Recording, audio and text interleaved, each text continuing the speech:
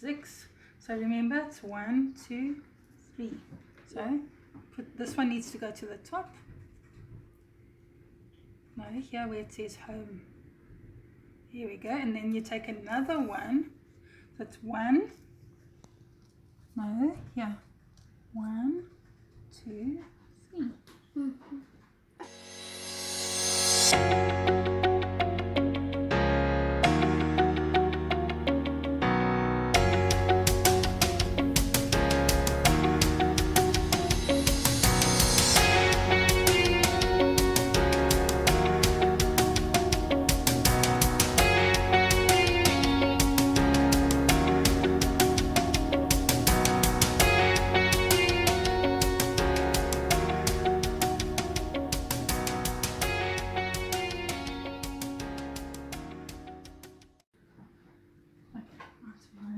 See how you're beating me? We both have 2. Yeah. There's 1 for me, so I take 1 and I go there. 3. Okay, so now you move 3 places with this one. No, this one. That's 1, 2, 3. You've got 3 home. Oh my gosh. How can you beat me like that? Yeah. 1, 2, 3, 4. Your mom. 2. So now you take that one. And remember, you start on the arrow. So that's 1 and then 2. So you're going to park over here. Okay. You got an army of your red. Yeah, now we got the same. 3, 3. Okay, so now move 2 places. Good. No, really. 5. 1, 2, 3, 4. I think we'll do the rest tomorrow. Come on, just finish this game. See who wins. You beat me! Well done. Good one. Hi everyone. Hope you're all doing well. Today's episode is basically going to be about my dear angel boy Nathan and what it's like living with a child that has autism. Living with a special needs child can be very challenging, especially for him, especially when it comes to socializing and engaging with friends his age. I mean, he turns 8 this year, and he still battles to count, to recognize numbers and shapes. We have touched base with the education department, where we have been, well, how can you say, a lady has been referred to us by the education department who is assisting him currently through homeschool. Candice is helping him daily, stimulating him mentally with numbers and shapes and colors and letters. And he is starting, there is signs of improvement, but he still cannot take the letters and form words. We're not in a hurry to push him. We just want him to find his own way, because, you know, from what I've read on autism, they develop at their own speed. We are not to force upon them what we think would improve. We have to let them basically find their way with a little bit of encouragement and help, and being consistent. I know it's quite a challenging road, and not many people understand him, and you know, and it's hard because, you know, us as parents, we so badly want him to do well, and I trust he is going to do well. He's still going to surprise us, and you know, I just love him so much, and he's my miracle. He's my miracle, and always will be. Being with Michael and Nathan together, you know, people have always asked, because Michael is adopted and something like that? Is it hard to show affection to one and not to the other? And aren't you scared of favoritism, things like that? I'm like, no, I don't have favorites.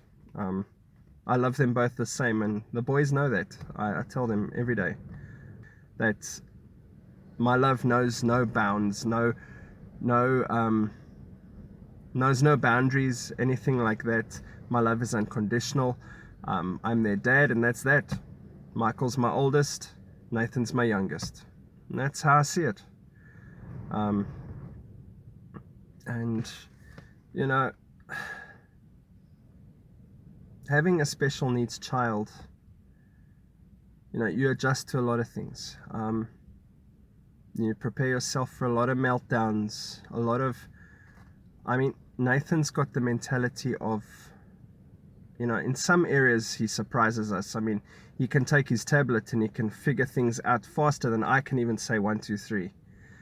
Yet on the other hand, mentally, in certain ways, he's still very much a toddler. It's like an overgrown toddler. And there's a lot of things that he doesn't understand. Like, I'll explain to him, Nathan, this can't be done right now. And he will insist that it needs to be done. And it's almost like there's fear in his eyes, like it's not going to happen. And you have to really just encourage him and let him know that you're there for him and he's not to be scared of anything. It's really a very tough road. Not everyone has the patience to deal with this sort of thing. And with us, in my regard, I'm just grateful that I have the unconditional love for him. Because if I didn't have that, it would be, I'm sure, very, very challenging. But you just go with it. And yeah, he battles to dress himself still. He gets separation anxiety when one of us leaves the room. It's like, mom, or dad, really like a little toddler. He will be following us all the time. He's so scared of being left alone. It's like, we've never left him alone. We would never obviously do that, but it's just what goes on inside his mind. And he's also got sensory processing issues. Certain textures he can't take, like when we cut his hair, for example. Now, especially with the scalp issue that he has, it's getting better, but we still have to keep the hair short so that we can treat the scalp. When we cut the hair off and the hair falls onto his shoulders or on his neck or something, he freaks out because he can't handle that feeling of the hair landing on him. And we just have to reassure. And we were told when he was in therapy that is all part of the sensory processing. And yeah, we must just learn. When he couldn't stand loud noise, and he still struggles with loud noise, certain noises. Like when he was from the age of 2, he was very, very fearful of the hand dryer in the bathrooms in the mall, for example. Those blowing hand dryers that blow your hands dry and all that. He would scream blue murder every time we'd go near a bathroom and he'd hear one of those hand dryers. Only recently, and he's now nearly 8 years old. Before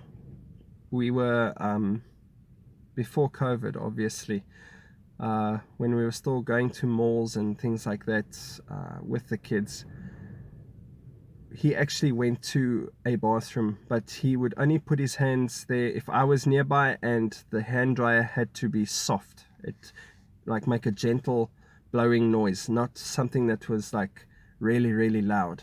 Even a loud appliance like a vacuum or a mixer, anything like that, he freaks out. He runs. He can't stand the noise.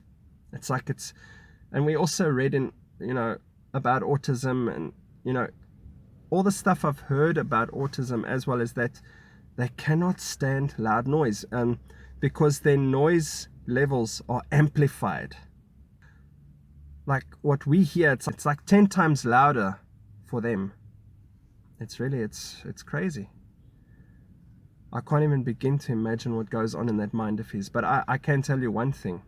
Even though he has a mentality on a level somewhere of a 4-year-old, of a toddler, he's highly intelligent. And his brain is just wired different to what ours is, basically.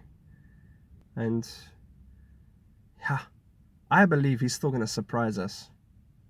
I have high hopes for that little boy still. Well, I always have had, and I always will have.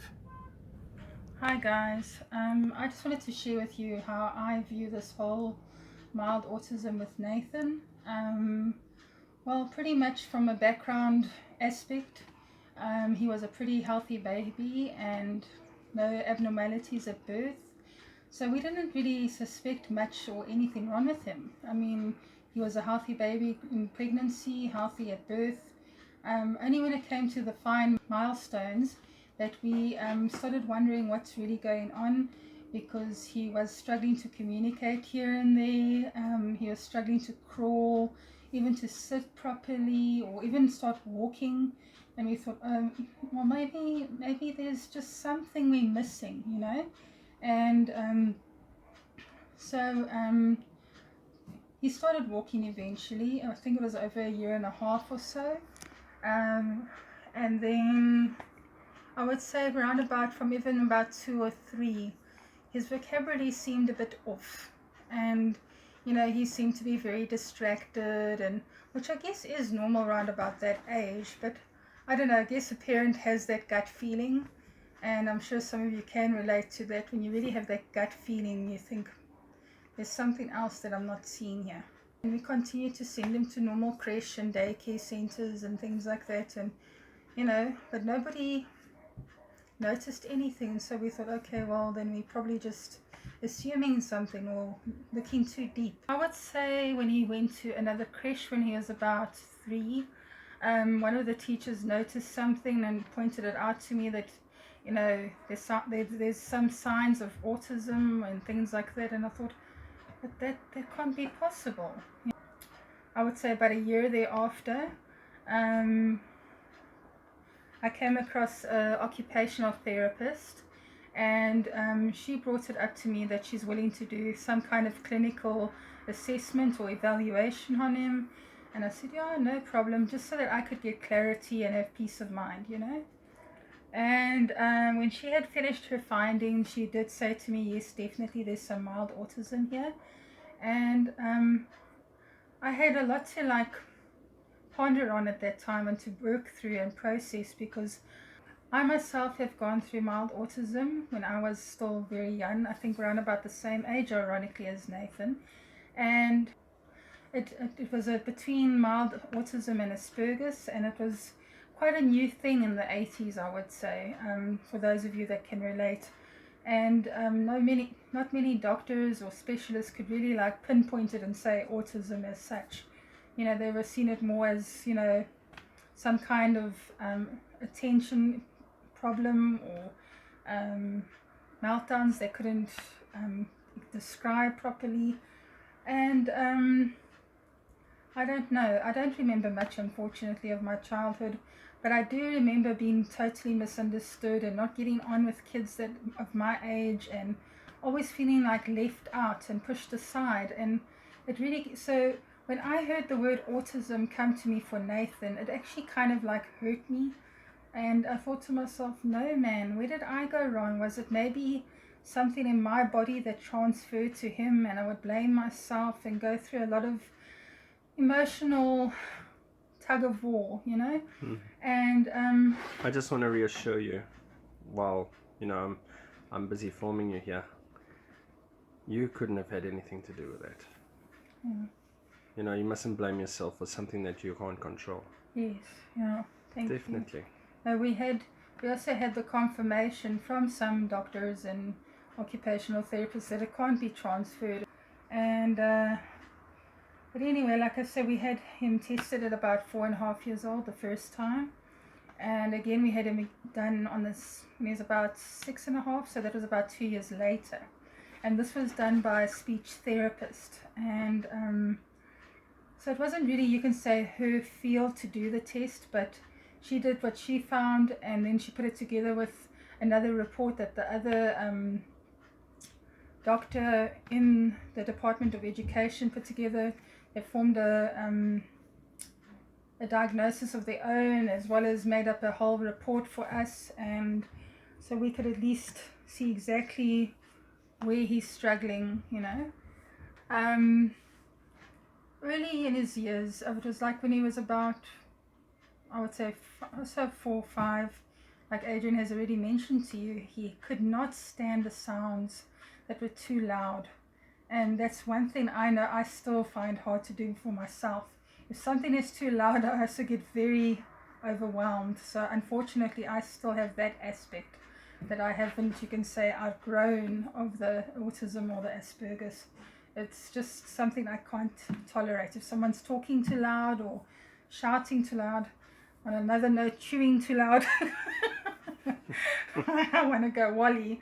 So, yeah, like Adrian told you, he had his moments where he really couldn't handle it, but now he's starting to do baking with us, holding the mixer and holding the hairdryer, whereas before he was petrified. I mean, we just wanted to go to the toilet, and we thought, okay, well, Nathan can go with me or go with Daddy, and he would scream, like my Adrian said, he would say no, no, no, and he would start crying and making such a scene at the malls that people would wonder what really is going on here. And we at least understood what it was, but you know, you get the random people that think, oh, what a brat, or what is this child up to, oh, those poor parents. I would say another thing that I've seen with him is he loves socializing. He really loves it. He loves, like, not being the center of attention. He likes to lead. Yeah, he loves to lead, like in a game, or you know, even if it's younger kids than him. It's almost like he becomes like this lovable teddy bear, you know, and plays with them and makes them feel happy and stuff, you know. And if it's older kids his age, he kind of adjusts, but not totally. Yeah. And when it comes to the more finer things that they want to talk to him about, he just doesn't get it. He doesn't process it. So, and that's where the connection, you can say, is lost between him and his peers. Yes. But some people, like, you know, if he's talking to people he knows, they're so taken aback with this child's vocabulary, like, wow, he talks so well, he's so well spoken and stuff, you guys are really teaching him well, and you know, and but that's also who he is. He's an outgoing person. Yes. And so he'll get his moments where he loves socializing and things.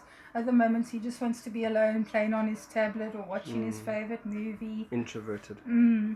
So also when it comes to, like, when we were allowed going to the malls, he would actually get into this anxiety mode that you could just see in his body language. He wouldn't say anything, but you could I could notice it. I'm sure Adrian could too. Yes. But when we're home, he's fine. Yeah. But now on another note that I want to bring to your attention is, you know, schooling. It's very challenging.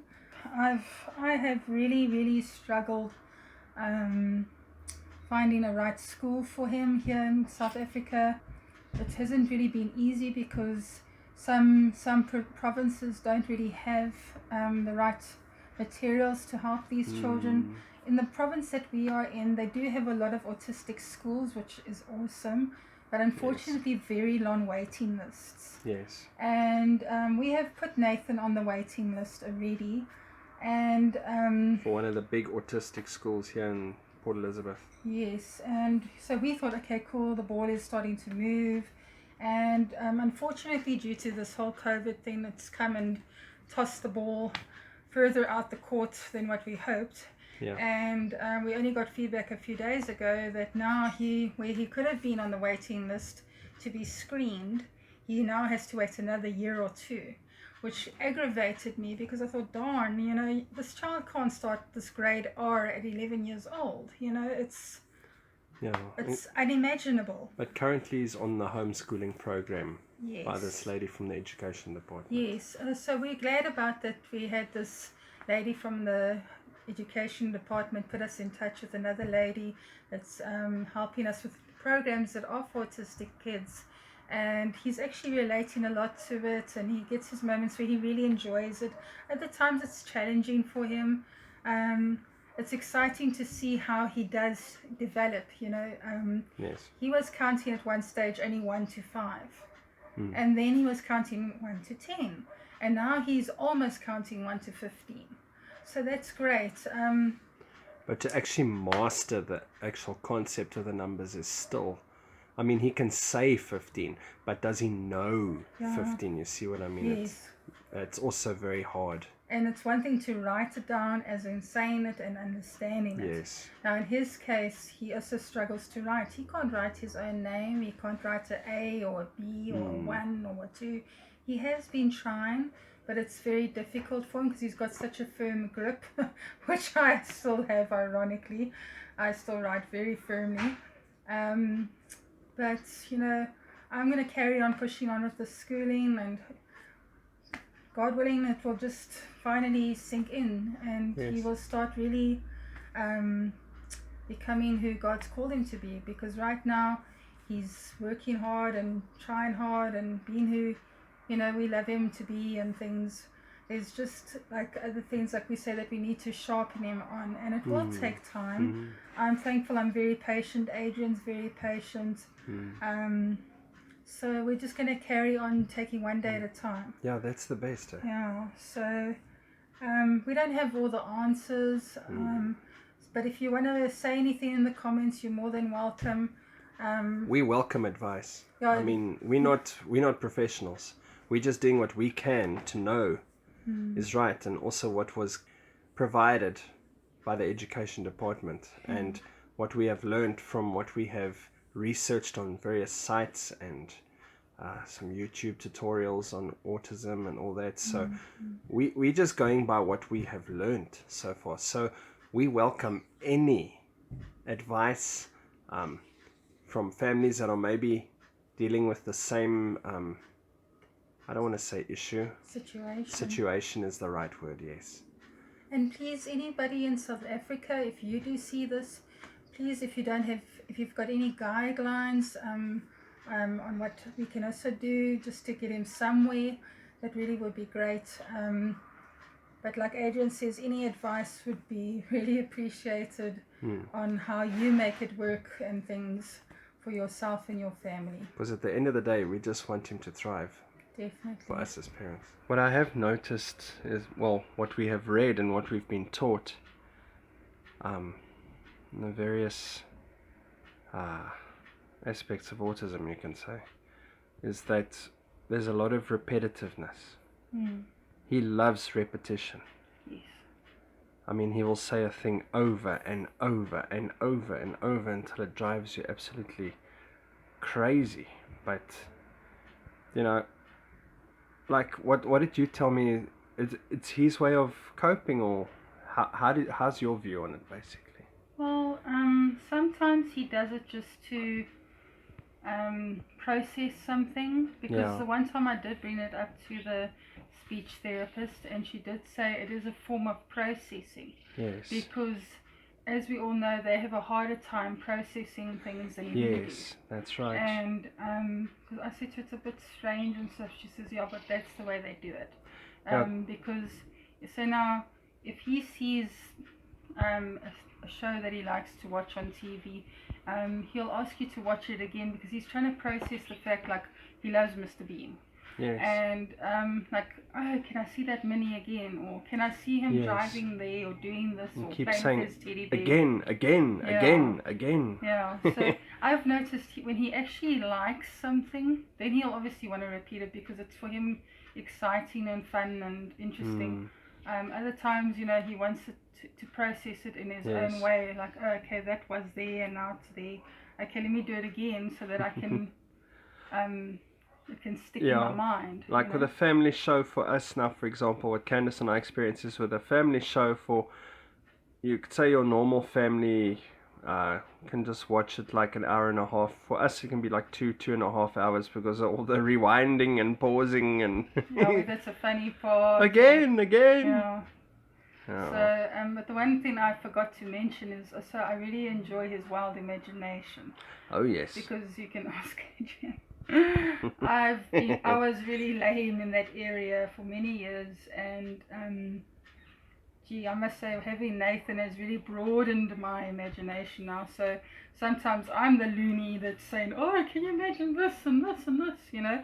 Or I'll start laughing at something before I was like, oh yeah, so funny, you know? Yeah. So I'm actually glad Yeah. that because of his wild imagination, that's also helped me to become more imaginative and have more fun and to interact with him on that level. For sure. You know, like at one stage he loved the water horse. So obviously, That's we right. played along, and we said, the water horse lives in our river here. And unfortunately, at one time, he actually thought it really did. So we had to break it to him very gently, like, no, it doesn't. Just a story. It's just a piece of wooden pole that someone used for a jetty that had actually obviously broken off the jetty that looks like the water horse's head. So from a distance, so yeah, he at least understood, yes, but I felt a bit bad because I thought I was bursting that bubble. Yeah. But sometimes we have to show him realistic stuff versus imaginative stuff. Yes, and myself as his dad, I always feel like I have to show him reality, because especially now that he's getting older, and I keep, I'm not forceful, I try and bring it across as gently as possible and say, my boy, you've got to realize that this is not real, and even though it may not sink in him, eventually I'm sure it will, it doesn't sink in immediately, but, as you say, he processes things. And another thing that I've noticed that when he gets overwhelmed, like Adrian mentioned with having his hair cut, it's a thing with the sensory processing disorder. Yes. Where certain textures you just can't handle it. Yes, that's right. I'll be honest, I'm the same. When a hairdresser does my hair, I have to have that thing over me. I cannot, even when I'm cutting Adrian's hair or the boy's hair with the hair clipper, I get so itchy and I'm like, yes. I cannot even handle mud or sand That's on my right. hands. And under your fingernails and all that, yes. No, I know you've had that problem for years, as long as I've known you. So I know for me, I've got a few things that I haven't gone and to deal with, or haven't outgrown from this whole thing. But I feel in a way, even though we all understand him on different levels, yes. I feel in a way I understand him a little bit more because I can relate to a lot of stuff. Oh yes, of course. So in a sense, I find myself almost like protecting him from the real world, the outside world, wrong, but I can't help it because a lot of people don't understand him. Mother instinct. So I can't help but say, okay, well, I've gone through it, so leave my child alone. You don't know him, so. But I get my days where I just leave him to flap his wings and fly. Based on that, he doesn't even do this as much as he used to. Oh yes, he used to do a lot of flapping. Yeah, but he gets his moments, when he watches Airwolf or anything that's exciting. Yes. He like. Yes. Or the best is the legs go so straight. Yeah, that's true. And it's so cute, and we obviously don't make fun of it. We actually find it quite sweet, thinking, he's really enjoying this, Yes. Well, I just play and tease him, and I say, and now you're having fun, you're excited. And he's like, it's almost like he's in this no zone that he can't even answer. Sure. But he's developing every day, and we're happy with his progress, and we're just going to keep pushing through and loving him through it. Yeah, and one day at a time. I mean, I'm not going to push him to be on another grade when he's nowhere near that grade. Sure. If it takes longer, then so be it. I'm his mother, Adrian's his father, Michael's his brother. We love him, and we're always here for him. Yes. Thank you. Cool, thanks. You know what? Yeah? I love you. Yeah. You hear me? You're, You hear me, my baby? Yeah. You're very special to me, you hear me? And to mommy. Yeah. Give me a hug. What you up to? We're playing in the driveway. Is it? Hey, Nathan. Hi, Dad. What you doing? Wearing my army shirt here. Wearing your army shirt. Okay, well, it's actually looks like a a garden shirt actually. It's got It is. leaves all over it. Yeah, I see. Mm. And we're watching some road here. And there's a gym equipment. The gym equipment, yes. Mm. So it's good for you. Your stomach has to go there. Yeah. You mean I have to go there and exercise because it's good for me?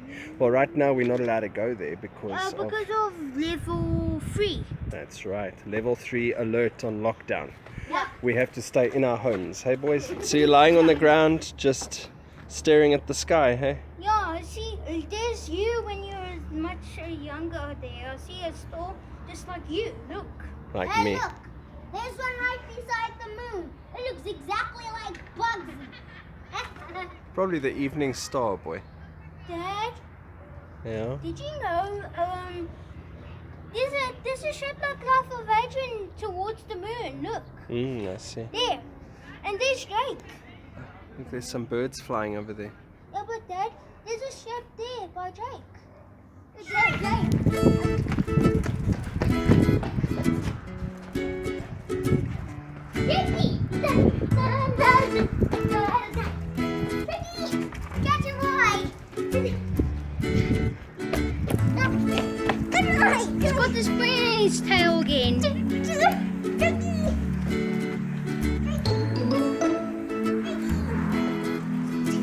Run with him. Jackie! I will run with him. You need to get his attention. Jackie, you boy! Go, Jake. Come on, boy! Jackie, go! Run, Nathan. Let's see if he'll chase you. Come, boy! Jackie, look at me! Jackie! Jackie! Jackie! Come on, boy! Oh my God! Not you! Come on! Yeah! It's my boy! Dad, do you know that you're my boy? Go away! Come on! No, my turn! Wait! Come, Jackie! Go, Jackie! Horizon, run! Jake! Jackie boy! Come, boy! Wait! Start it over! Come, Jackie! Okay, get up! Let's go, Nathan! Jake! Nice boy! Dad! Great guy! That's it! You're back! Jackie, you're quite a little nervous, you little scoundrel. A scoundrel. It's a mixture of a scoundrel and a skunk.